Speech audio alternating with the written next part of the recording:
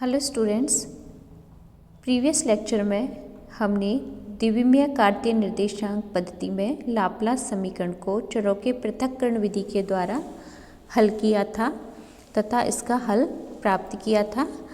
आज हम त्रिविमीय कार्तीय निर्देशांकों में चरों के पृथक्करण विधि द्वारा लाप्लास समीकरण का हल प्राप्त करेंगे।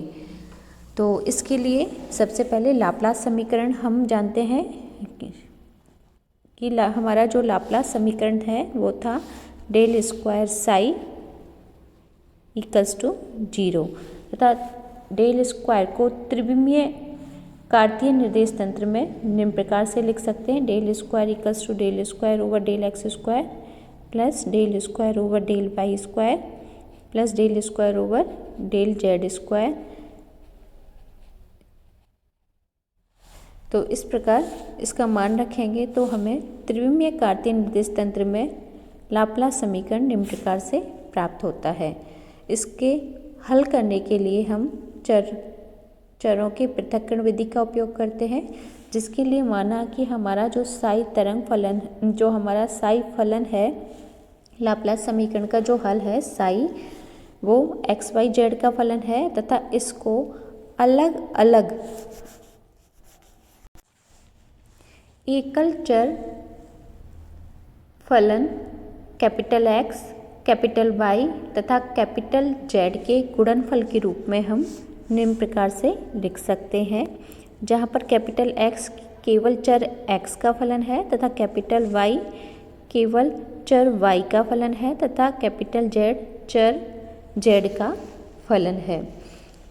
इस प्रकार इस साई के मान को हम समीकरण 1 में रखेंगे तो समीकरण 1 में रखने पर हमें यह समीकरण प्राप्त होती है।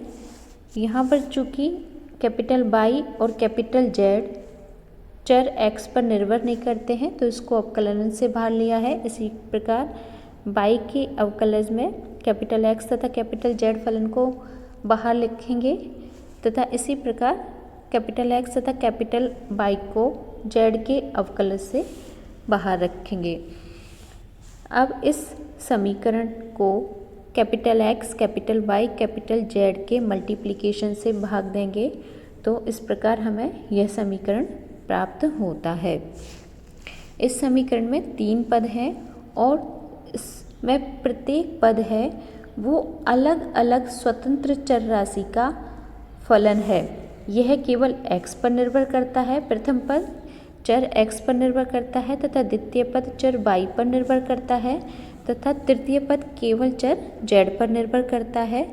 प्रथम पद चर y तथा चर z पर निर्भर नहीं करता है तथा द्वितीय पद चर x तथा चर z पर निर्भर नहीं करता है। इसी प्रकार जो तृतीय पद है वो चर x तथा चर y पर निर्भर नहीं करता है। तो इस प्रकार यह तभी संभव है जब ये तीनों पद अलग अलग किसी नियतांक के बराबर हों।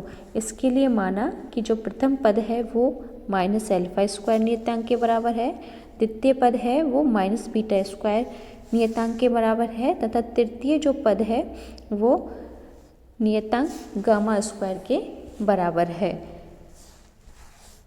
इन सभी को हम वापस इसका मान रखेंगे इस समीकरण में मान रखेंगे तो हमें प्राप्त होगा minus alpha square minus beta square plus gamma square equals to 0, जिससे गामा स्क्वायर का मान हमें प्राप्त होगा gamma square equals to alpha square plus beta square, जिससे गामा इक्वल्स टू प्राप्त होगा gamma equals to square root of alpha square plus beta square.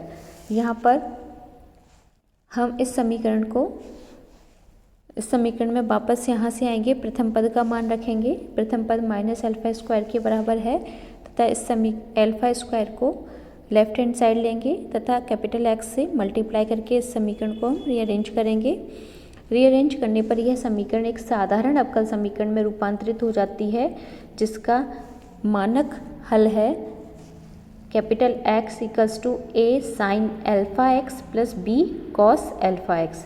इसी प्रकार y के लिए भी हम इसको रूपांतरित करेंगे रीअरेंज करके यह भी एक साधारण अवकल समीकरण है जिसका हल होगा capital Y equals to C sine beta Y plus capital D cos beta Y।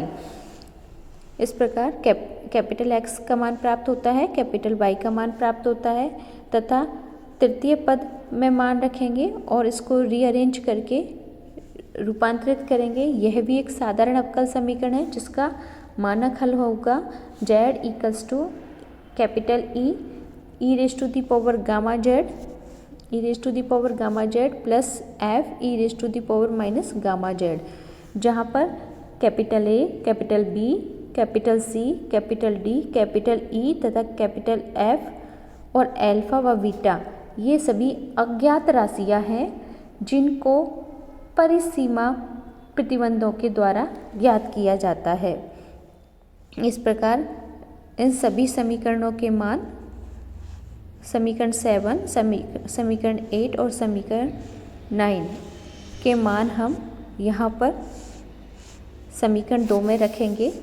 समीकरण 2 में रखेंगे तो हमें साई का मान प्राप्त होगा psi equals to x by z. तो एक्स का मान रखा, वाई का मान रखा और जेड का। इस प्रकार समीकरण 10 के द्वारा हमें लाप्लास समीकरण का, त्रिविमीय लाप्लास समीकरण का कार्तीय निर्देशांक पद्धति में हल प्राप्त होता है।